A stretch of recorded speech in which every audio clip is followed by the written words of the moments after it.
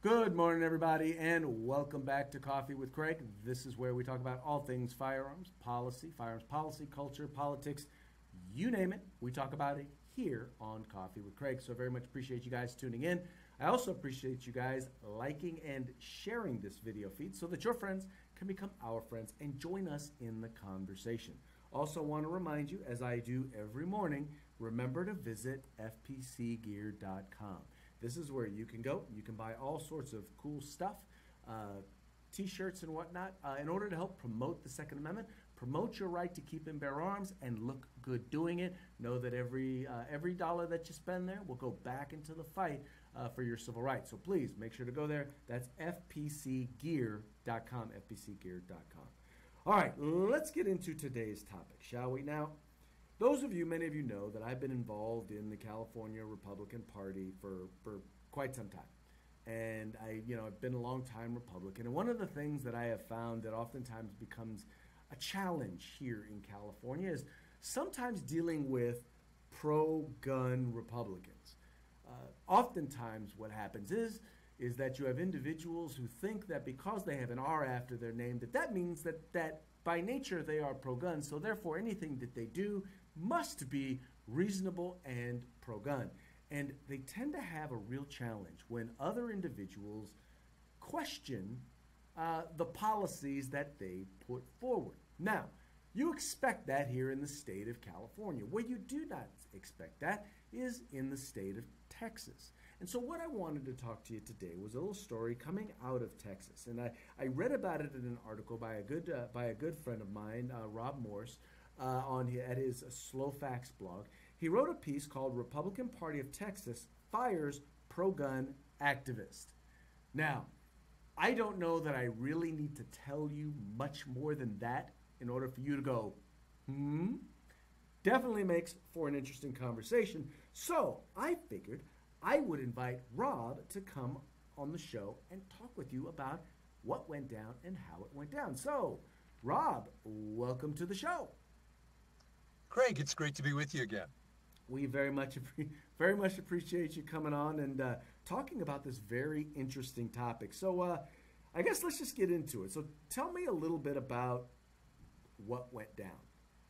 What happened? Well, you've seen this before. You know, if it's a sports team, you really find out what they value by who they hire.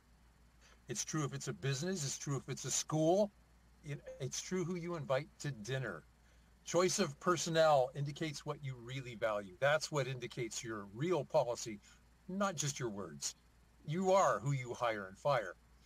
The Republican Party of Texas just terminated their director of operations. Her name is Rachel Malone. I have to tell you that I've met Rachel. I've known her for a couple of years. I met her when she was a grassroots activist before she was hired by the Republican Party of Texas. She reminds me of you, Craig. She was so passionate about Second Amendment issues. She went and lobbied by herself.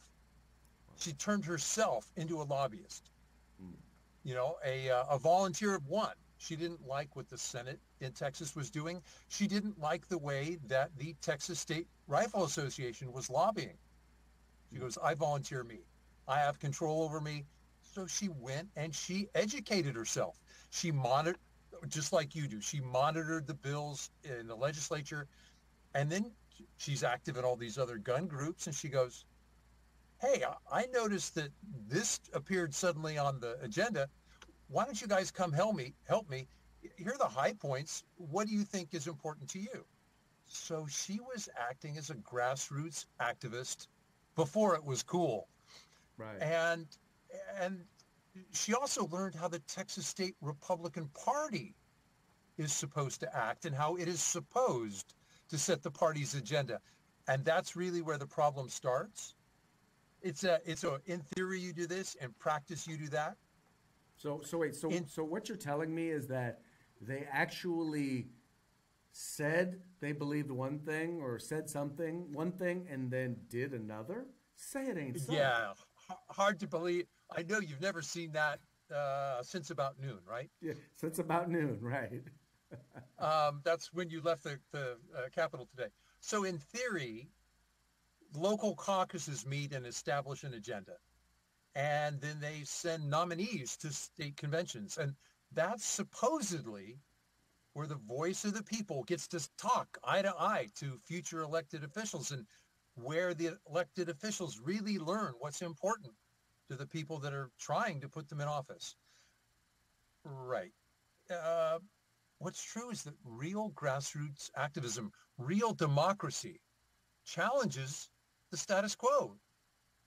And democracy really frightens elected officials. Rachel was originally speaking to pro-gun and conservative groups all across the state. She explained how the system was supposed to work. She said, hey, we need to go to state conventions, make their priorities look like ours, and then we can get things done. The Republican Party saw how effective she was and said, let's put her inside the tent rather than banging at the door on the outside. When one of the local party chairmen became state chairman, he said, Rachel, come with me. You're very good at what you do. And that was the thinking for a year. There was the terrible attack on a school in Santa Fe, Texas.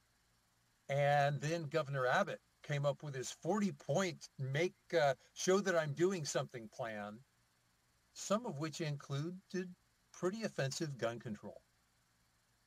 And that's when Rachel, people asked her in these gun groups, said, Rachel, what do you think of this? And she said, well, I'm looking at it. This doesn't look like what we asked the state party to do. In fact, some of it is the opposite of what we asked. I think you should come and testify at the committee hearings. I'll tell you when they're happening. Now, she didn't do this on company time, if you will. She did it on her own time. But politicians don't like being crossed. Yeah, you know the story from here, right? Right. So in essence, because she dared to, when people came to her on an issue, right. She said, hey, we're concerned about this. This is not very Republican stuff, or at least the sort of stuff that Republicans should be doing. What should we do? In Republicans in Texas, especially, should be doing. What should we do? She says, well, you should come and testify against it. Meaning, speak up. Tell the politicians. Let them hear your mind. Okay, that's where theory met practice, and it really came down to money and power. The elected officials spoke, so the Texas state party officials listened. They wanted to keep their jobs, and Rachel Malone was terminated the next day. Now, let that sink in. She wasn't released because she was ineffective or abrasive. She was fired because democracy is inconvenient. Wow. Okay. So that should get more of us powered up and really makes you question, do you belong in a Liberty caucus or a Republican caucus? Well, do you want a government so small that these questions don't come up, or do you want to pick the teams to try and fight over power? It's a problem we have coast to coast. It's not unique to California or Texas. Well, but the thing is that once again, we get these politicians who seem to think that, once again, because I have an R after my name, I must be pro-gun because I'm a Republican. And they don't even really stop to think what the bills they're doing actually do. And it's like, if you really want to know what the implications of some of this stuff are, wouldn't you then go to the experts, the people who deal with this sort of policy, and ask them? Instead, my guess is that they went to pollsters. And the pollsters told them, well, people would like to see this. Now, mind you, what I learned about statistics back in college was there's three sources of statistics. There's lies. There's lies, there's damn lies, and then there's statistics. But we all know that these politicians are just, I'm sorry, but so many of them, even in our party, they're weak-kneed. You need to do what is the right thing. What you use pollsters for is, how do I effectively communicate why I'm doing what I'm doing? Because I believe it to be the right thing. Not, oh, okay, well, I'm going to go whichever way the wind is blowing and do whatever people think is popular.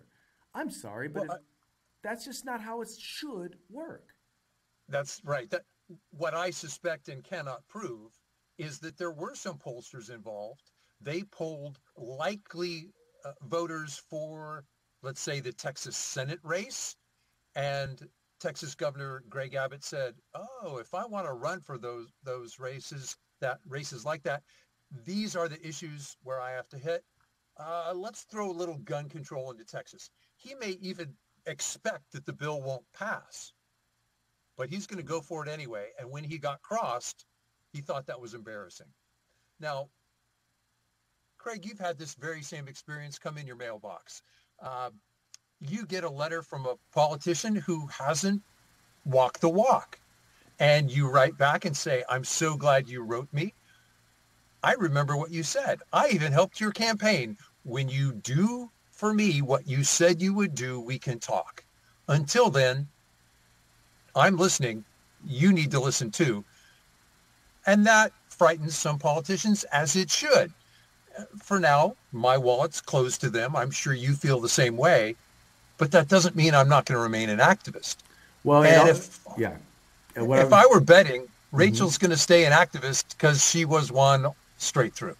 Well, but it actually goes even to the next level, and we've dealt with this here in California, where we've had Republicans not only vote on bad gun bills, on anti-gun bills, but propose anti-gun bills, and dare look at us like there's something wrong with us. Like, right. Well, how dare you call my bill anti-gun? I'm like, I'm just calling it like I see it, Senator. Right. Did you want me to not read it? Yeah. Right. I'm like, I had one member tell me, he said, well, there was this one bill and we voted this way because, our caucus consultant, he said that it was a good bill, that it was okay. I said, but did he say it was a pro-gun bill? Because I know your consultant, he's not pro-gun. But on top of that, he said, well, but we checked with our sheriffs. And I was like, well, let's just be honest. I mean, the law enforcement agencies are the entities that represent law enforcement. Now, rank and file law enforcement generally have always been good. And right. Most of the sheriffs in California, the individual sheriffs are good. But the organization that represents sheriffs and some of the sheriffs, and especially the police chiefs and the unions, they have not been friends of gun owners here in the state of California. They are the last people. If I were worried whether or not a piece of legislation was pro-gun or not, if I was worried about what the implication would be for gun owners, I would not go to law enforcement to find out. Right. They have their own agenda. Well, exactly. And I get it. It's about enforcing the law. But sometimes the desire of law enforcement to enforce the law butts up against the right of the individual to have liberty. And sometimes you need to push back government, in this case, in order to make sure that liberty is not being infringed upon.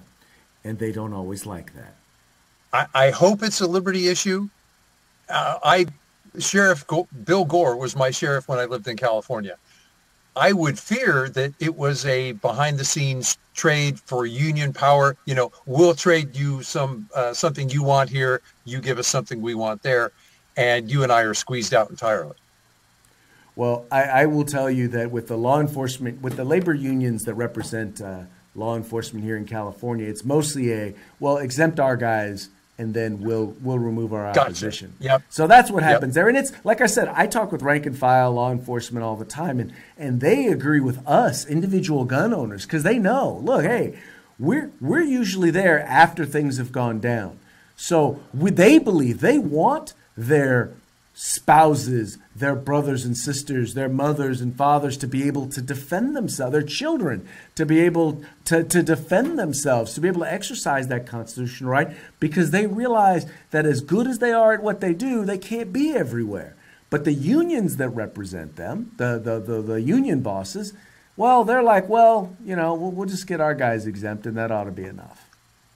Craig, the reason I learned about firearms was the chaplain for the San Diego Police and Sheriff's Department told me I should.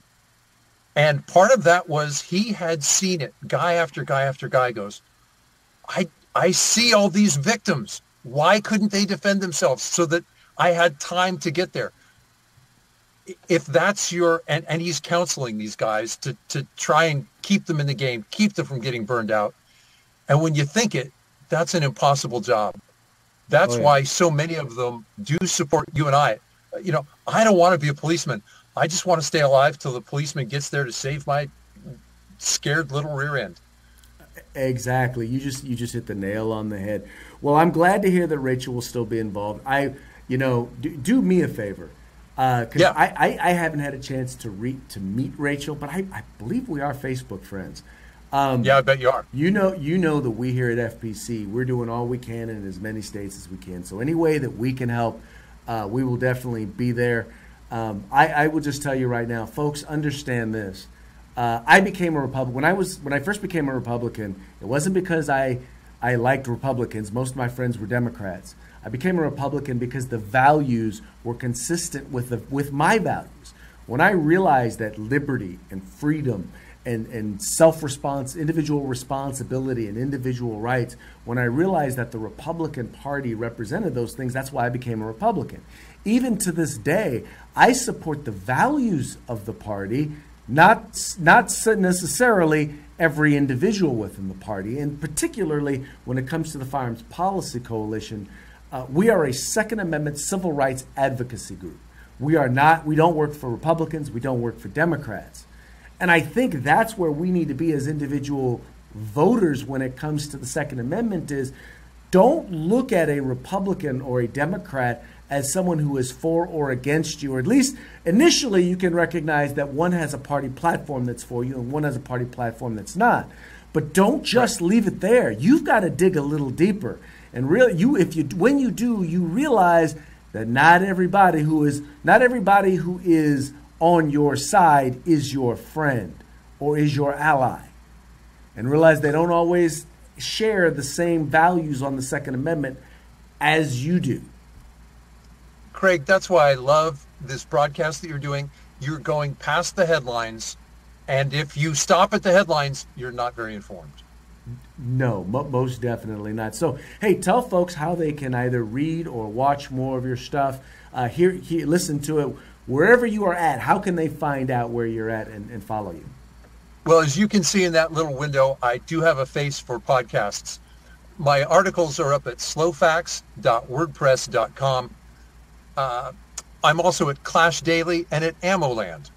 My podcasts are Self-Defense Gun Stories, a little 15-minute snack food of a podcast. I get to be a co-host on the Polite Society podcast. It used to be called Politics and Guns. That's still our beat. And sometimes, if I'm lucky, I get to appear with my friends like you, Craig. Well, thank you so much. We appreciate you coming on. We appreciate all that you do. We appreciate you, helping to get the word out and being an advocate for our civil right, our constitutional right to keep and bear arms. All right, everybody, that's going to be it for today's broadcast. We thank you so much for tuning in. We thank you so much for being a part of the fight for our civil rights. Please remember to like and share these video feeds. Tell people about the Firearms Policy Coalition, the home in the fight for civil rights. Got to use them or you're going to lose them. You guys take care. If you like our videos, follow, subscribe, like, and share.